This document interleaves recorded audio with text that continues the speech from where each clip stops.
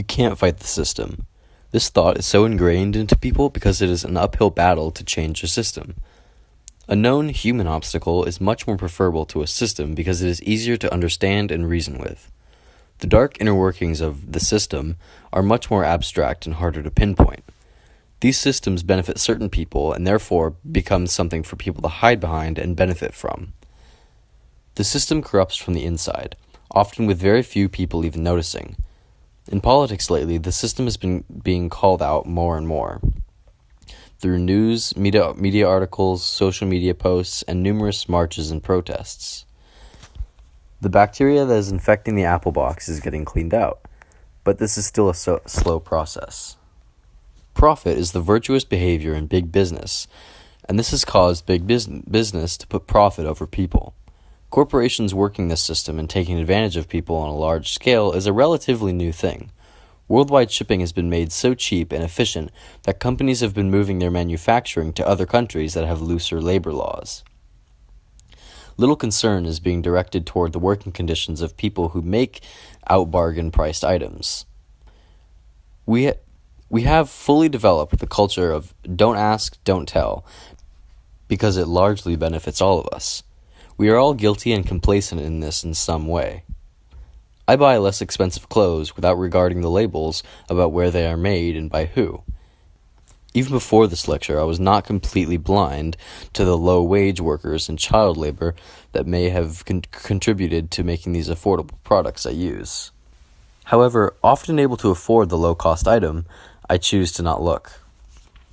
I would like to change this, but I would also like to not have a system set up that only benefits the wealthy. It is harder to make the morally correct decision all the time when they are financially out of your reach. Good and evil is the yin and yang of the human condition. This is true if you imagine evil as a continuum and not as an absolute. It is hard to not have some evil tendencies, because evil is relative and is based on perspective. It is also a gradient, meaning that something that is considered a lesser evil is much easier for someone to do and move on with than something that is a hard and fast absolute evil. If there is good, doesn't there have to be evil? Can we really label something as good without having anything to compare it with? Maybe some degree of evil is necessary for us to realize and act on the good. Evil is just the exercise of power used to intentionally harm people psychologically or physically, and to destroy mortally or to commit crimes against humanity. This is seen so much in everyday life. Almost all of us are neither good cop nor bad cop. We are all just a mixture of positive and negative personality traits that we act out, depending on the circumstances we find ourselves in. So if some degree is present and is even necessary in everyone, then why isn't the world filled with these types of behaviors? We have seen it before many times. Power without oversight leads to evil. It's hard to say if this will happen every time, but often there is something about gaining power that makes people lose a certain amount of their ability to differentiate or care between good and evil. And it seems like with more power, there is less inhibition about acting out in evil ways. To recognize where there might be a dangerous system developing, we must look at the individual in terms of public health. In addition, we should recognize the situational and systemic factors of mental disease. This even includes practices such as bullying and prejudice. Basically, society needs a hero as an antidote to evil. We also need people to take on the role of responsibility in these situations. It's hard to identify who should step in and at which point they should step in and take action. In the second video, we saw how corporate greed can lead to evil and negligence. For example, IBM helped the Nazis. They printed punch cards to quickly analyze the ethnic backgrounds of countries the Nazis occupied to determine who should be imprisoned or killed in a concentration camp. This secret was pretty well kept because I've never heard about it before. In order to cut costs, companies will sometimes even ignore safety precautions. The Lehman Brothers scandal and the Volkswagen scandal are some examples of the types of scandals that companies have committed.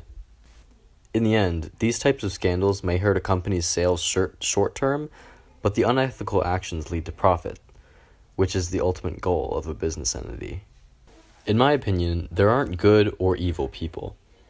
There are just people who are more or less susceptible to giving into greed and ignoring or going against safety precautions. It is the people so immersed in a corporation that they lose sight of what else is meaningful or important. Or people so enamored in the power that they have through their position that they will do anything not only to keep it, but also advance it. The third video is about companies preying on low-income people. At first I thought, well, people should just wise up and stop taking these too-good-to-be-true opportunities. And then I started to rethink my position. If this is an ongoing problem, then clearly a lot of people don't recognize that this isn't a good idea. Companies preying on people who don't know any better is wrong. They are promising them something without making it known how risky something like this is. A credit plan with a large interest rate is a very risky gamble, but they are not telling people that. They only present the side that people need to hear in order to be swayed. This is very clearly unethical, and I think everyone would be better off if people in big business just took a little more time to think about the ethics of what they're doing. The fourth video was on Nike sweatshops. The manufacturing industry in places like China is the main thing keeping the country and its people alive. This is giving jobs to the poor and inexperienced who would otherwise not be earning any money. The reality of it is, if we restrict these companies or make them pay people more, they will just move out of the country and find somewhere else to take advantage of the people. We are already seeing this happen with manufacturing companies moving out of China and into places like Vietnam and Indonesia, where they are less developed and have less restrictions. Although we can't keep companies from doing this by enforcing more laws, we can publicize these acts, and hopefully the companies will lose some business and they will realize that treating people in this way is not right, and it will lose them business. That is the only way to stop this. Impacting the companies in the way that matters most to them. In most cases, it would not break the bank to conduct business in a more ethical way. However, when it costs a business money, it would be hard to convince them to change their system. Companies ignore the well-being of even the environment to make a bigger profit. In the end, this system is not sustainable, and we will all pay for it. The system is hard to change, but we should all try and make an effort to change it anyway.